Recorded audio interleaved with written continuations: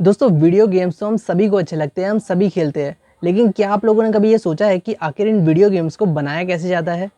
या हो सकता है आप में से कई लोग कोडिंग सीख रहे हो वीडियो गेम को डेवलप करने के लिए, लेकिन उन्हें समझ में नहीं आ रहा हो कि कैसे वो उन कोडिंग का इस्तेमाल एक वीडियो गेम को डेवलप करने के लिए कर सकते हैं। तो ये वीडियो आपके लिए है, क्योंकि आज मैं आपको एक 2D गेम को डेवलप करके दिखाने वाला हूँ, वो भी बिना कोडिंग का इस्तेमाल किए। अगर आप भी जानना चाहते हैं कि कैसे आप एक 2D गेम को डेवलप कर सकते हैं, वो भी बिना कोई प्रोग्रामिंग लैंग्वेज को सीखे, तो देखते रहिए इस वीडियो को। हेलो दोस्तों, मैं हूं नितिन, ये है अनबॉक्स रियलिटी यूट्यूब चैनल। आइए शुरू करते हैं।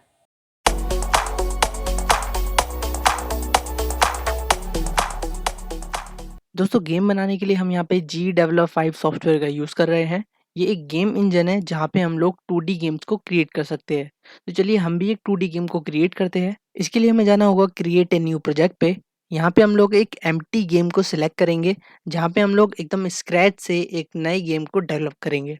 इसके बाद हम लोग click to add new scene पे क्लिक करेंगे और अपनी गेम के लिए एक सीन को क्रिएट करेंगे। तो हमारा जो न्यू सीन है वो क्रिएट हो चुका है, इस पर हम लोग क्लिक करेंगे। तो जैसे कि आप देख सकते हैं हमारी जो ब्लैंक स्क्रीन है वो यहाँ पे क्रिएट हो चुकी है। मैं पहले थोड़ा इसको ज़ूम आउट कर देता हूँ। देखिए ज़ूम आउट करते ही यहाँ पे आपको एक रेक्टेंगुलर बॉक्स दिख रहा होगा। इसी रेक्टेंगुलर बॉक्स को बेस बनाकर हम अपने गेम को आगे डेवलप करेंगे। इसके बाद राइट साइड में आपको एक ऑब्जेक्ट्स का पैनल दिख रहा होगा।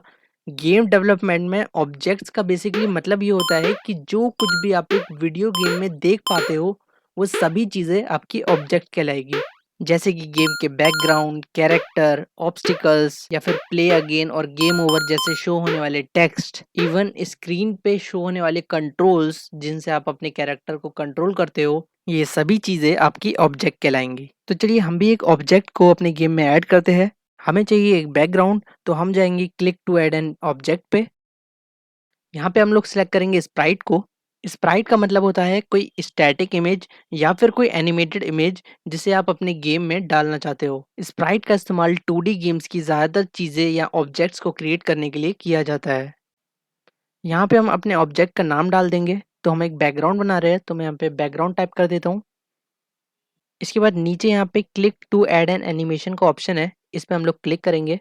इसके बाद यहाँ पे आपको एडिट विद पेस्केल का ऑप्शन दिखेगा, इस पे हम लोग जाएंगे। ये जी डेवलप का एक इनबिल्ट एडिटर है, जहाँ पे हम लोग अपने ऑब्जेक्ट को अपने अकॉर्डिंगली डिज़ाइन कर सकते हैं। या अगर आपने किसी बैकग्राउंड को बनाया है या फिर डाउनलोड किया है इंटरनेट से, तो उसे भी आप यहाँ पे इजीली इंपोर्ट कर सकते हैं। तो चलिए हमने ब्लैक कलर का बैकग्राउंड यहाँ पे क्रिएट कर लिया है। अब हम इसको सेव करेंगे और अप्लाई पे क्लिक करेंगे। तो आप देख सकते हैं हमारा जो बैकग्राउंड ऑब्जेक्ट है वो यहाँ पे क्रिएट हो चुका है। अब बस सिंपली हम इसको ड्रैग करके अपनी स्क्रीन पे ड्रॉप कर देंगे। अब हम इसको थोड़ा सा एडजस्ट कर लेते हैं। जिस तरह हमने ये बैकग्राउंड बनाया है, बिल्कुल इसी तरीके से हम अपनी गेम के प्लेयर, कैरेक्टर, प्लेटफ़ॉर्म और अदर ऑब्जेक्ट को क्रिएट कर सकते हैं। जैसे कि अगर मुझे अपने गेम के लिए प्लेयर बनाना है, तो मैं सीधा जाऊँगा ऑब्जेक्ट पे, फिर मैं जाऊँगा स्प्राइट पे और यहाँ पे अपना ऑब्जेक्ट का नाम डाल दूँगा। तो हमें प्लेयर बनाना है, तो मैंने प्लेयर नाम डाल दिया है। इसके बाद मैं ऐड एनिमेशन में जाऊँगा, एडिट विद पिक्सेल में जाऊँगा और यहाँ पे अपने प्लेयर को डिज़ाइन करूँगा। मैंने कोई भी नई चीज़ नहीं की है, मैंने बिल्कुल सेम जैसे हमने अपना बैकग्राउंड बनाया था, उसी तरीके से हमने अपना प्लेयर बनाया है। जैसे कि मैंने इसको व्हाइट कलर दे दिया है, अब मैं इसको सेव करूँगा और अप्लाई कर दूँगा। और ये हमने प्लेयर को ड्रैग करा और अपनी स्क्रीन पे ड्रॉप कर दिया। इसी तरीके से हमने अपने प्लेयर के लिए एक येलो प्लेटफ़ॉर्म बना दिया है, जिस पे हमारा जो प्लेयर है वो रन करेगा। तो ये तो हमने सिंपल से यहाँ पे ऑब्जेक्ट क्रिएट कर दिया है, लेकिन अगर आपको कोई एनिमेटेड ऑब्जेक्ट क्रिएट करना हो, तो वो भी आप बिल्कुल इसी तरीके से कर सकते हैं। जैसे कि मैं यहाँ पे अपने प्लेयर के लिए एक फूड बना रहा हूँ, जिसे हमारा जो प्लेयर है वो गेम के दौरान कैच करेगा। तो अगर मुझे इस फूड को एनिमेट करना है, तो मैंने सिंपली क्या किया है, इसको यहाँ से कॉपी करा है और जो इसकी दूसरी फ्रेम है उसमें मैंने इसका कलर जो है वो हल्का-सा डार्क रेड कर दिया है। इसी तरीके से मैं इसको वापस से कॉपी करूँगा और इसका जो कलर है वो वापस से थोड़ा-सा और ज़्यादा डार्क कर दूँगा। तो प्रीव्यू में आप देख पा रहे होंगे हमारा जो ऑब्जेक्ट है वो किस तरीके से ब्लिंक कर रहा है। बिल्कुल इसी तरीके से आप फ्रेम बाय फ्रेम एनिमेशन करके अपने गेम के कैरेक्टर या ऑब्जेक्ट को एनिमेट कर सकते हैं। तो चलिए इसे हम सेव कर देते हैं। अब यहाँ पे आपको एक डोंट लूप का ऑप्शन दिखेगा, इसको आपको क्लिक करके लूप कर देना है, जिससे कि आपका जो ऑब्जेक्ट है वो गेम के दौरान एनिमेट होता रहेगा। यहाँ से आप इसकी स्पीड भी कंट्रोल कर सकते हैं। तो चलिए अब हम इसे अप्लाई कर देते हैं। तो इसी तरीके से हमने कई सारे ऑब्जेक्ट्स को यहाँ पे क्रिएट कर लिया है। अब बस हम इसको ड्रैग करके अपनी स्क्रीन पे ड्रॉप करेंगे और अपनी गेम को डिज़ाइन करेंगे। दोस्तों एक बात और, अगर आप इस चैनल पे पहली बार आए हैं तो इस चैनल को सब्सक्राइब ज़रूर कर लीजिएगा। तो हमारा जो गेम है वो तो डिज़ाइन हो चुका है, लेकिन आप सोच रहे होंगे कि ये जो गेम है वो आखिर चलेगा कैसे? क्योंकि जितने भी ऑब्जेक्ट हमने इस गेम के अंदर ऐड किए हैं, वो सभी ऑब्जेक्ट सिर्फ़ एक स्टैटिक इमेज है, एक एनिमेटेड इमेज है और उसके अलावा ये कुछ भी नहीं है। तो इस गेम को चलाने के लिए हमें अपने गेम के कुछ ऑब्जेक्ट्स में कुछ बिहेवियर्स को ऐड करना पड़ेगा। जैसे कि अगर हम ये चाहते हैं कि हमारा जो ये व्हाइट कलर का ऑब्जेक्ट है जिसे हमने प्लेयर नाम दिया है, ये हमारे गेम का मेन कैरेक्टर बन जाए जिसे हम कंट्रोल करके अपना गेम को खेल पाएँ, तो इसके लिए सबसे पहले हमें इस ऑब्जेक्ट के अंदर एक बिहेवियर को ऐड करना पड़ेगा। बिहेवियर ऐड करने के लिए हम प्लेयर ऑब्जेक्ट पे जाएँगे। इसके बाद हम जाएँगे बिहेवियर पे, यहाँ से हम लोग ऐड बिहेवियर पे क्लिक करेंगे। यहाँ पे आपको प्लेटफ़ॉर्मर कैरेक्टर का एक ऑप्शन दिखेगा, इसे आपको सेलेक्ट करना है और अप्लाई कर देना है।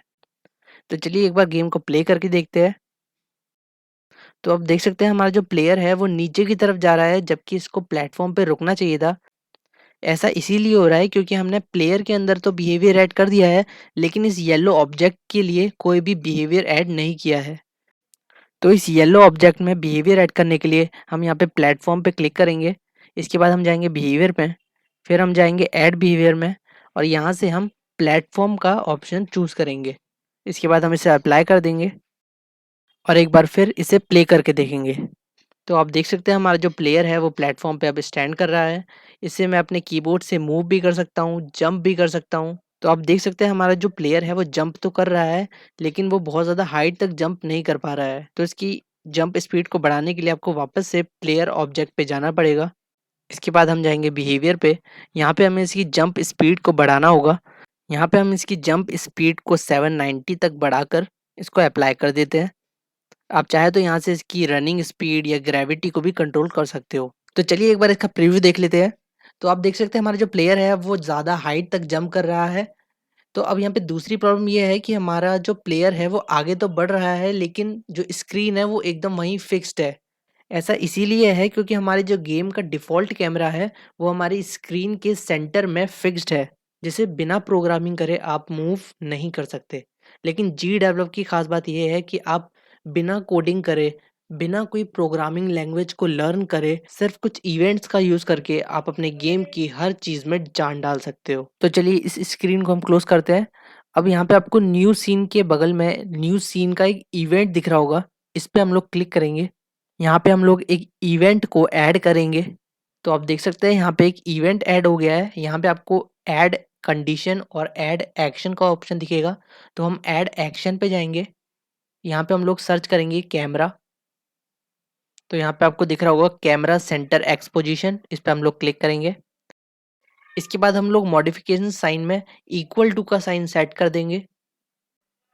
इसके बाद हम जाएँगे वैल्यू में और यहाँ पे टाइप करेंगे प्लेयर डॉट कैपिटल एक्स और राउंडेड ब्रैकेट। ऐसा हमने इसीलिए किया है क्योंकि हमारा जो कैरेक्टर है उसका नाम हमने प्लेयर दिया है और हम ये चाहते हैं कि जैसे-जैसे हमारा जो प्लेयर है वो आगे बढ़े, वैसे ही हमारा जो कैमरा है वो एक्स पोजीशन की तरफ आगे बढ़े ताकि हम अपने गेम के आगे के लेवल्स को देख पाएँ। तो इस वैल्यू को लगाने से होगा ये कि हमारा जो कैमरा है वो हमारे प्लेयर के साथ अटैच्ड हो जाएगा और जैसे-जैसे हमारा प्लेयर आगे बढ़ेगा, हमारा कैमरा भी एक्स पोजीशन की तरफ आगे बढ़ेगा और हम आगे के लेवल्स को खेल पाएँगे। अब यहाँ पे दूसरी प्रॉब्लम ये है कि जैसे ही मेरा प्लेयर फूड से टकराता है, तो जो फूड है रेड कलर का वो डिलीट नहीं होता है। जबकि मैं चाहता हूँ कि जैसे ही वो फूड से टकराए तो फूड गायब हो जाए। तो इसके लिए हम वापस से न्यू सीन के इवेंट में जाएँगे और यहाँ पर एक नए इवेंट को ऐड करेंगे। तो वापस से आपको यहाँ पे ऐड कंडीशन और ऐड एक्शन का ऑप्शन दिखेगा। तो इस बार हम लोग ऐड कंडीशन पे क्लिक करेंगे पहले। यहाँ पे common condition for all object का ऑप्शन दिखेगा, इस पे हम लोग जाएँगे। इसके बाद हम लोग कोलिजन पे क्लिक करेंगे। यहाँ पे हम लोग कोलिजन को सिलेक्ट करेंगे। कोलिजन का मतलब होता है टकराव। तो हम अपने फर्स्ट ऑब्जेक्ट में सिलेक्ट करेंगे प्लेयर को और अपने सेकंड ऑब्जेक्ट में यहाँ पे हम फूड को सिलेक्ट करेंगे और नीचे ओके पे क्लिक करेंगे। तो आप देख सकते हैं यहाँ पे player is collision with food की एक कंडीशन क्रिएट हो चुकी है। अब इस कंडीशन के बिल्कुल सामने जो ऐड एक्शन का ऑप्शन है, इस पे हम लोग क्लिक करेंगे। अब हम लोग एक्शन में चाहते हैं कि हमारा जो फूड है वो डिलीट हो जाए, तो हम जाएँगे common action for all object. यहाँ पे हम लोग ऑब्जेक्ट पे जाएँगे और यहाँ पे हम लोग डिलीट एन ऑब्जेक्ट पे क्लिक करेंगे और यहाँ से सिलेक्ट करेंगे फूड को और इसको ओके कर देंगे। अब हमारा जो इवेंट है वो पूरी तरीके से तैयार हो चुका है। इसका मतलब ये है कि जैसे ही हमारा जो प्लेयर है वो फूड से टकराएगा, तो हमारा जो फूड ऑब्जेक्ट है वो डिलीट हो जाएगा। तो चलिए एक बार इसका प्रीव्यू देखते हैं कि ये गेम में किस तरीके से दिखेगा। तो जैसे कि आप देख सकते हैं, जैसे ही हमारा जो प्लेयर है वो फूड से टकराता है, तो हमारा जो फूड ऑब्जेक्ट है वो डिलीट हो जाता है, जिससे कि ऐसा दिखता है कि हमारा जो प्लेयर है वो फूड को खा रहा है। अब यहाँ पे आप देख सकते हैं कि हमारा जो रेड कलर का एनिमी है, वो यहाँ पे स्टैंड कर रहा है लेकिन मूव नहीं कर रहा है, जबकि हम चाहते हैं कि वो राइट टू लेफ्ट मूव होता रहे और जैसे ही वो हमारे प्लेयर से टकराए तो हमारा प्लेयर रुक जाए। तो चलिए पहले हम अपने एनिमी में मूवमेंट ऐड करते हैं। इसके लिए हमें जाना होगा अपनी मेन स्क्रीन पे। यहाँ पे हम अपने एनिमी ऑब्जेक्ट को थोड़ा-सा राइट साइड की तरफ मूव करेंगे और यहाँ पे हम एक ऑब्जेक्ट को ऐड करेंगे जिसका नाम हमने दिया है OBJ1। अब हम ये चाहते हैं कि हमारा जो ये एनिमी है, ये OBJ1 वाले ऑब्जेक्ट की तरफ मूव करे। तो इसके लिए हम पहले जाएँगे इवेंट वाले पेज पे। यहाँ पे हमने एक इवेंट को ऐड किया है। अब हमें एनिमी में मूवमेंट लानी है, तो हम डायरेक्टली ऐड एक्शन पे जाएँगे। यहाँ पे हम लोग common action for all object में जाएँगे। फिर जाएँगे हम मूवमेंट्स में। यहाँ पे हम लोग add a force to move towards an object वाले ऑप्शन पे क्लिक करेंगे। अब यहाँ पे पहले ऑब्जेक्ट में हम यहाँ पे एनिमी वाले ऑब्जेक्ट को सिलेक्ट करेंगे और टारगेट ऑब्जेक्ट में हम हमारे दूसरे ऑब्जेक्ट यानी कि OBJ1 वाले ऑब्जेक्ट को सिलेक्ट करेंगे, जिसकी तरफ हमारा जो एनिमी है वो मूव होगा। अब हम यहाँ पे स्पीड डाल देंगे कि कितनी तेज़ी से हमारा जो एनिमी है वो मूव करेगा और यहाँ पे हम परमानेंट को क्लिक करेंगे, जिससे कि हमारा जो एनिमी है वो ऑब्जेक्ट 1 की तरफ परमानेंटली मूव होता रहेगा। तो हमारा इवेंट क्रिएट हो चुका है। आप देख सकते हैं move enemy to object 1 with a permanent force of 10। तो हम इसको प्ले करके देखते हैं। तो आप देख सकते हैं हमारा जो एनिमी है वो कैसे ऑब्जेक्ट 1 की तरफ राइट टू लेफ्ट मूव हो रहा है। लेकिन हमारा जो OBJ1 ऑब्जेक्ट है वो गेम के अंदर देखने में इतना अच्छा नहीं लग रहा है। तो अगर आप इसको हाइड करना चाहें तो वो भी आप कर सकते हैं। इसके लिए आपको वापस से इवेंट वाले पेज पे जाना पड़ेगा। अब यहाँ पे अगर आपने किसी इवेंट के अंदर कोई कंडीशन को ऐड नहीं किया है, तो आप उसी इवेंट के अंदर अलग-अलग एक्शन को ऐड कर सकते हो अलग-अलग ऑब्जेक्ट्स के लिए। तो यहाँ पे हमने जो फर्स्ट पे हमने इवेंट ऐड किया था, इसमें ही हम एक एक्शन ऐड कर रहे हैं। यहाँ पे हम लोग सर्च करेंगे हाइड, तो यहाँ पे हाइड आ गया है। यहाँ पे हम लोग को हाइड करना है OBJ1, तो हम यहाँ पे OBJ1 डाल देंगे और इस पे ओके पे क्लिक कर देंगे।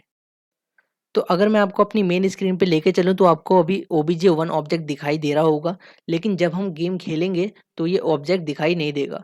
इसी तरीके से आप सिर्फ एक्शन और कंडीशंस का यूज़ करके अपने गेम में जो चाहे चीज़ें ऐड कर सकते हो और उसे जैसे चाहे कंट्रोल कर सकते हो। जैसे कि मैंने यहाँ पे कुछ और इवेंट और कंडीशंस को ऐड कर दिया है, जिसमें मैंने कुछ साउंड्स को भी ऐड किया है। जैसे कि अगर मेरा जो प्लेयर है वो फूड से टकराएगा, तो हमारा जो फूड ऑब्जेक्ट है वो तो डिलीट होगा ही, लेकिन उसके साथ-साथ प्लेयर के फूड से टकराने पे एक साउंड भी क्रिएट होगा। तो चलिए देखते हैं इन सभी मॉडिफिकेशंस को करने के बाद हमारा जो गेम है वो फाइनली किस तरीके से दिखेगा।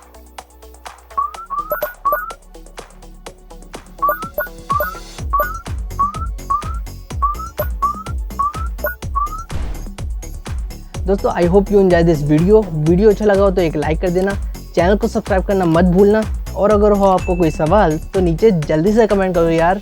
मैं मिलता हूँ आपसे अगली बार। देखते रहिए, सीखते रहिए। जय हिंद।